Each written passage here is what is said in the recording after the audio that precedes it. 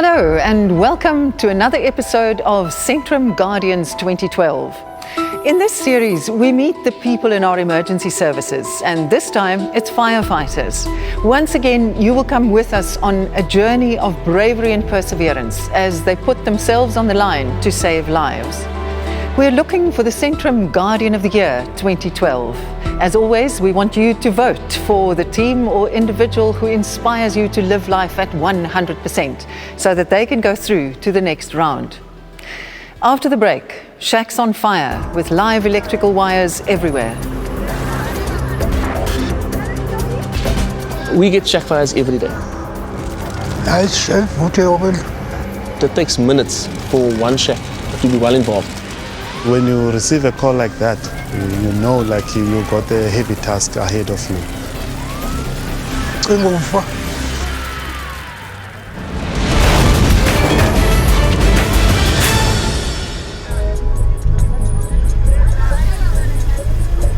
There's almost nothing more important for any of us than having a safe place to stay, a home. But if that home is a shack filled with flammable materials and you're using open fires for lighting, heating and cooking, there's nothing safe about it. People here go to work in the morning hoping their homes will still be here when they get back, and they go to bed knowing they might wake up hearing shots in the night. Informal settlements are a deadly warren of fire hazards. We get shack fires every day. They're using like a gas, a paraffin, a flame stove, like heaters. The way the shacks like are built, they built with a flammable material. Thousands of people live in densely packed areas. All you need is a flame to be set with and will readily ignite. The problem is that alcohol and open flames do not go hand in hand. People are alcohol induced and they live with open flames. Add illegal electrical wiring and narrow alleyways between the shacks, and emergency crews are faced with almost impossible scenes. The wind, the heat, and obviously an open fuel source. If a fire starts in one shack and just runs through, in minutes you could have 10, 20, 30 shacks well involved in fire.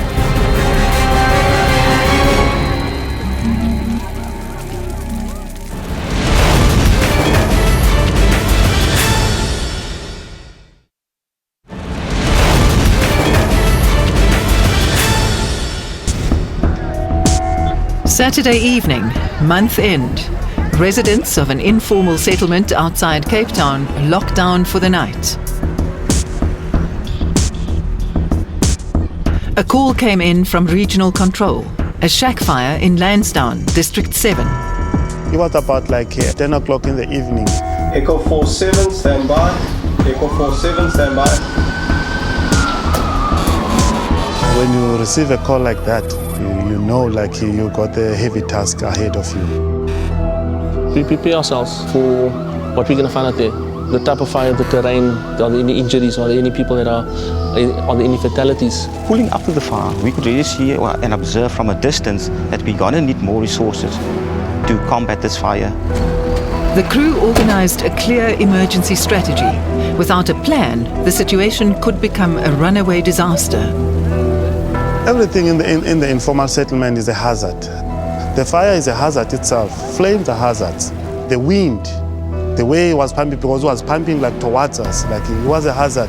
You've got the southeaster blowing. You've got that knock-on effect of the fire going from shack to shack. Within 10 minutes you could get 10 shacks, you could get 15 shacks. The quicker we get called, the quicker we can get there to extinguish the fire. The firefighters negotiated the chaotic warren of shacks and alleyways. Someone put a shack like that and other one like that. So like there is no easy way like to maneuver around them. It's less than a meter next to each other. It's difficult to get to the head of the fire. And like it's your first time to be in this area, you don't know the area. The only way to contain the flames is to tackle the head of the fire. When the fire like is burned, like we attack on the head just to stop the fire. This is already burned. And then we must stop it here, but the rest of these houses are not burned yet. So we must stop it here, we must make a wall, and then we put this part off. While the firemen battled to quell the flames, they were confronted by a community gripped in panic. We try and fight the fire with a specific tactic. The community doesn't see it that way. They stand to lose everything they own. They want us to extinguish their shack or their fire or their home. And I can understand the reasons for that. They would pull our hose to get us to fight the fire at their specific environment, and that's not where we want to be. You're going to assist your people. They're shouting at you and not showing any respect of you. They make the situation damaka. They make it damaka. They make it worse. The first crew battled through to the head of the fire, while Jongikaya managed the water supply. There is no water supply. They need a whiskey vehicle just to get the water so that they can put out the fire. Jongi then joined a second crew to fight the fire at its flank. There was a need for another crew to go on the left flank just to attack the fire so that the fire doesn't spread. While we were fighting the fire there, I heard in the middle of the fire somebody coughing. This is the time when Jongi came running to me, telling me he think that he heard somebody from inside. Can he leave his vehicle and go and assist inside there? Jongi made his way through alleys hampered by thick smoke and loose, low-lying electrical connections. The wires also hazard. They were very dangerous. I'm talking about the illegal wires. They were hanging on top of us. The scene as we arrived there, the narrow gaps that he had to maneuver himself through to get to where the guy was. They cooled the flames for Jongi to approach. The flames dropped, and then I said I'm gonna crawl. I'm gonna crawl and kick the door of that shack because I know there's somebody there. I crawl like a leopard, using a piece of wood in front of me just to make a path. You forget about yourself, you forget about your family, you forget about everything because of the situation. You want to help this person. Now you must use your mind, you must use your common sense. Jongi kicked in the door. And then when I opened the door, I found this old man was lying on the floor, was disorientated and was fainting. I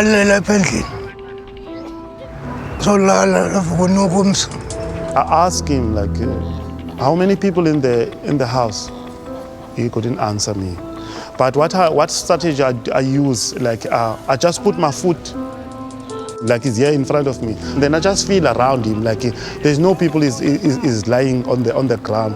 And then I just drag him but I was in front, he was behind me. I drag him, but it was a slow process. But getting him to a safer place whereby I can help him.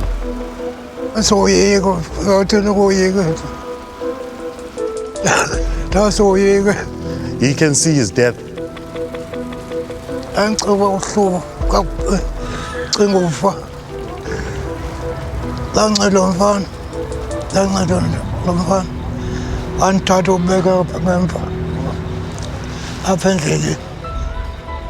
said, thank you, young man, you saved me. That was the day I feel proud for myself. As the team put out the last of the flames, the old man was treated on the scene. I joined fire department not knowing I can do huge things, helping people. But I used just to see the firefighter. I said, yes, one day I wish I can be one of these guys. It's an emotional feeling, man. You must be a hero from your heart first. Sometimes you can say to your family, when you leave in the morning, you say to them, guys, I love you. And then when you get to work, for sure, you can die anytime. Anytime, anything, any stupid mistake you make, you can die. I would say Jongi is actually one of the guys that would lead people, that would lead the guys into the fires. Two calls, Jongi would lead the guys instead of standing back and let somebody else make up a decision. Listen here. Heat, smoke, water, live wires, and still he went in there. If Jongikaya inspires you to live life at 100%, vote for him. SMS alert to the number on screen. You can also vote online at www.centrumguardian.com. Vote now. Make a difference. Centrum brings you tips on what to do when you are faced with a fire. People live here and they're going to live here. How can they make themselves safe? As you can see, with a lot of construction, some of them are made of zinc, others are just ordinary cardboard and board, highly flammable material. This is a recipe for disaster. Fires are going to happen here on a day-to-day basis. But what we say as a fire department is if you can just build your shacks at least 3 meters apart. By building a 3 meters apart, you're creating a natural fire break from which the fire can't spread from one structure to the other. So this is wide enough? This is wide enough. It would stop the fire spreading from that direction into that direction, depending on the wind. If there is a fire, what should they do first? Okay, I think the first thing that people need to do is call the fire department. We're situated in close proximity to most communities, and we can get there within minutes. So call first. If you can extinguish the fire, call again and say, we don't need you anymore. That's it, yeah. But first call. That's it. There is a natural response for people to try and extinguish the fire first. Many of them have buckets and they have taps close by. So if they do that, we have no problem in doing that. But when it gets too dangerous, rather than not, and call the professionals. Is there a central number? There is a number, and I think all cell phones all subscribe to the number. That's the number 112. When you call that on a cell phone, it's out to the cell emergency control center, and they will then inform the local fire department within your area. If there's one single message you would like to give these people, what would it be? Most importantly is to extinguish those fires at night.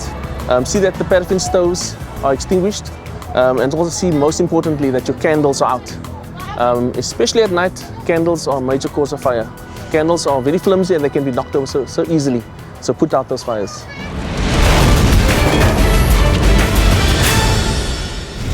Fire is such a dangerous beast. Better to know what to do if ever you were to get in its way. After the break, a fishing expedition goes terribly wrong. If they phone the fire brigade, you must know the people are really in trouble. When we got there, we actually were astonished at what was happening. When I turned the boat, the whole stream took us. It flung us into the trees. It's quite a scary moment because then I thought, now we're going to lose 2 guys.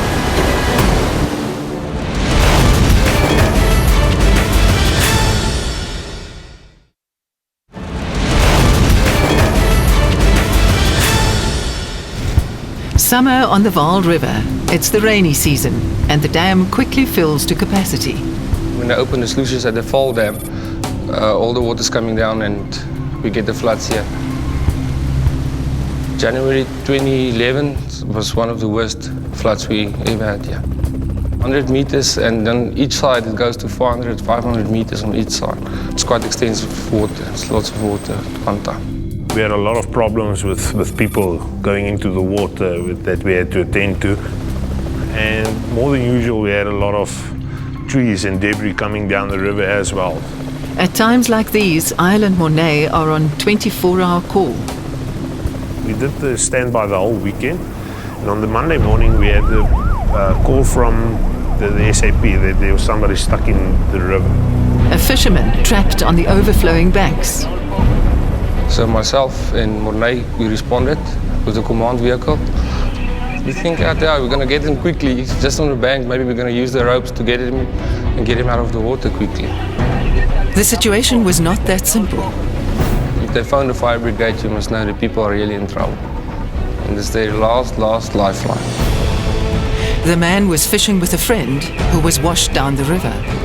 We were on the one side of the river and the friend was on the other side. He was standing on the other side of the bridge, so he told us the guy is 2-3 kilometers downstream. He's stuck in a tree. The man had not been seen for 3 hours. They sent for a boat from the Orkney fire station. Mornay and myself geared up, got in the water, we went downstream to fetch the other guy.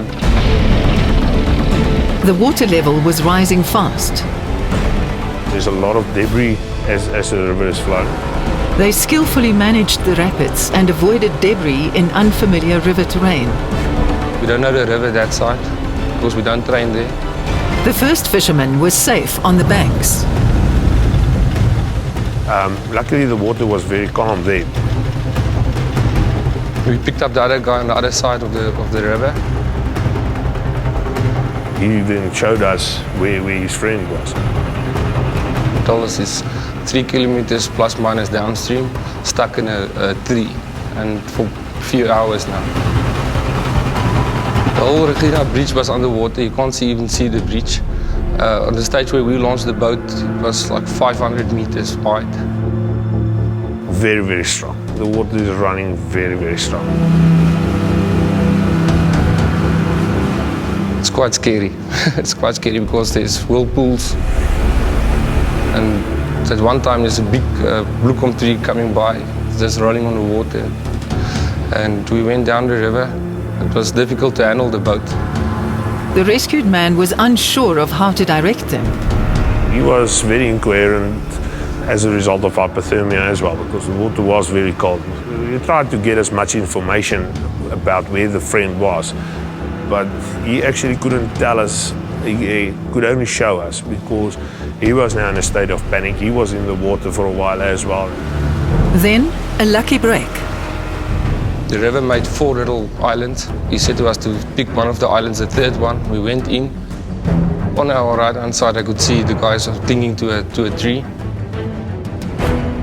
The person that was with us said the water is getting very dangerous and the area there after the island's not nice. So we had to turn the boat around.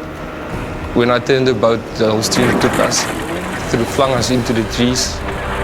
And with this guy fell overboard.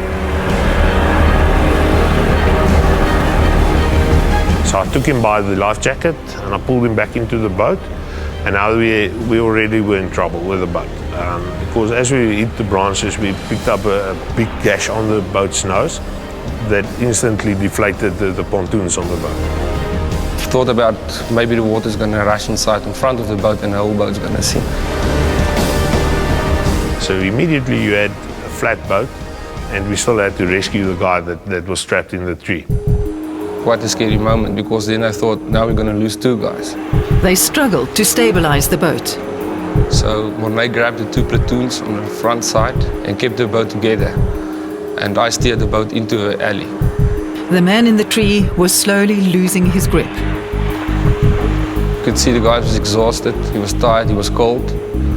And he couldn't hold on much longer. We started throwing ropes to him. That's your rope. He tried, but you know, as soon as he has the rope, he didn't have the strength to hold on to that piece of rope. I think he was scared at that moment, and maybe I think he was exhausted, and he didn't want to leave the tree because it was like a safe haven for him to be stuck there at the tree. Told Mornay, the boat is already damaged. What they're going to do is they're going to take the boat, try to ram the boat into the tree near to him. And when I'm coming near to him, Mornay must grab him out of the tree and throw him into the boat. It's the only option we have. It seemed an impossible plan. We had a job to do, and that job was to get the guy out of the river. I took the boat, I opened the throttle, we just went in closer to the tree, and Mornay was able to grab him out of the tree into the boat. I think he didn't fight me or nothing. Yeah, I pulled him quite hard into the boat so that I know he's not going to fall in the river as well. We got him, it's safe. Now we must just get the journey back.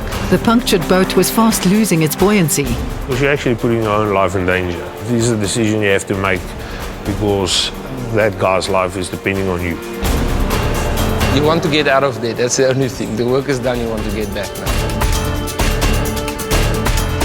When I was holding this platoon, you just think about all the emotions. Something could have gone wrong. The men on board were dehydrated and dangerously cold. You want to get out of there, that's the only thing. The work is done, you want to get back. Enough is enough. With minutes to spare, they reached the jetty safely. Emergency crew on standby immediately treated the 2 men. You would just help somebody, and you know there's nobody else who could have taken him out of that tree. And you are the one who did it, so you feel quite proud of yourself. Feeling terra firma under your feet, and you know you did something and you accomplished what you set out to do. It felt great. What a story. Once again, they wouldn't give up. They wouldn't go home without the person they were there to save. If Island Mornay inspire you to live life at 100%, vote for them now. SMS courage to the number on your screen or go to our website www.centrumguardian.com. Vote now. Make a difference.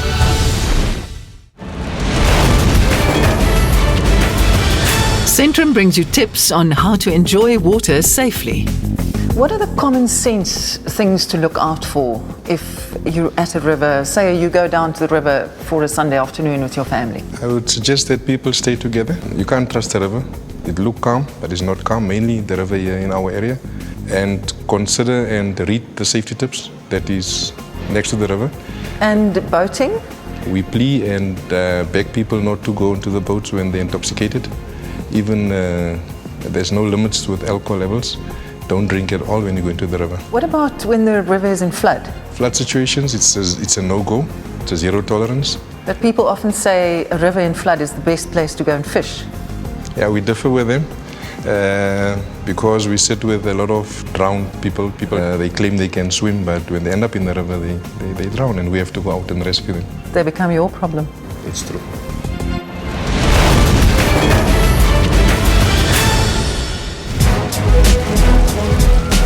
Remember to SMS your vote for veteran firefighter Jongi Kaya. While we were fighting the fire there, I heard, in the middle of the fire, somebody coughing. Jongi followed the sound through a warren of alleyways. He was hampered by thick smoke and loose electrical connections. You forget about yourself, you forget about your family, you forget about everything. Jongi kicked in the door and dragged the old man to safety.